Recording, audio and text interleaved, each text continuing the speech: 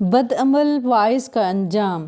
رسول اللہ صلی اللہ علیہ وسلم نے ارشاد فرمایا، ایک آدمی قیامت کے دن لایا جائے گا اور آگ میں پھینک دیا جائے گا تو اس کی آنتڑیاں آگ میں نکل پڑیں گی، پھر اسے آگ میں اس طرح لیے پھرے گا جیسے گدھا پھر چکی پھرتا ہے۔